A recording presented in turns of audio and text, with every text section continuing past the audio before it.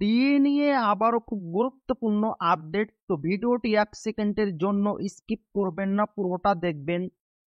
আর আপনি যদি আমাদের চ্যানেলের নতুন দর্শক হয়ে থাকেন এবং চ্যানেলকে সাবস্ক্রাইব না করে থাকেন, তো অবশ্যই চ্যানেলকে সাবস্ক্রাইব করবেন এবং আমাদের পাশে থাকবেন। তো ভিডিওটি শুরু করা যাক। কেন্দ্রের সমান একই পে কমিশন হতে পারে বাংলায়।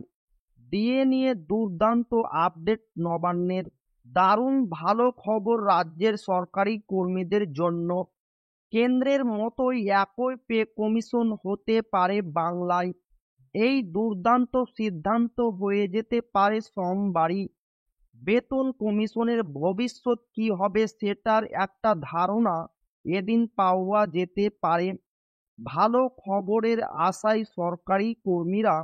বেতন কমিশনের ভবিষ্যৎ কি হবে সেটার একটা ধারণা আগামী সপ্তাহে অর্থাৎ সোমবারই পাওয়া যেতে পারে। কেন্দ্রের মতোই একই পে কমিশন হতে পারে বাংলায়।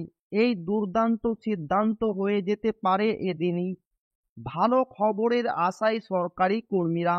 কেন্দ্রের কর্মীরা সপ্তম পে কমিশনের হিসাবে বেতন থেকে শুরু করে ভাতা পেলেও রাজ্য সরকারের কর্মীরা আজও ষষ্ঠ বেতন কমিশনের আওতায়। ফলে পার্থক্য থেকেই যাচ্ছে। এরই মাঝে অষ্টম পে কমিশনের ঘোষণা হয়ে গিয়েছে, যেটা খুব সম্ভবত 2026 থেকে চালু হবে।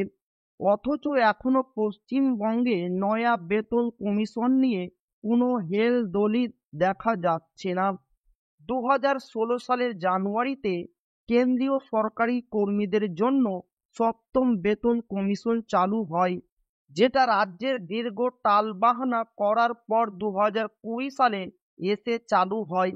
এখন কেন্দ্রের অষ্টম পে কমিশন আসার পরেও কি রাজ্য ষষ্ঠতেই আটকে থাকবে নাকি সপ্তম বা অষ্টম পে কমিশনের দিকে এগোবে, সেটাই দেখার বিষয়।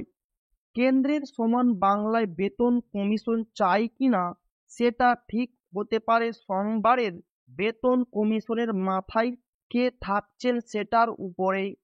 তো এই ছিল ডিএ নিয়ে খুব গুরুত্বপূর্ণ আপডেট যা আপনাদের মাঝে শেয়ার করলাম। তো ভিডিওটি ভালো লাগলে অবশ্যই আপনার বন্ধুদের শেয়ার করবেন, যাতে তাদেরও উপকার হয়। আর আপনি যদি এখনো আমাদের চ্যানেলকে সাবস্ক্রাইব না করে থাকেন, তো অবশ্যই চ্যানেলকে সাবস্ক্রাইব করবেন এবং আমাদের পাশে থাকবেন। তো আবারও দেখা হবে ডিএ রিলেটেড খুব গুরুত্বপূর্ণ ভিডিওতে।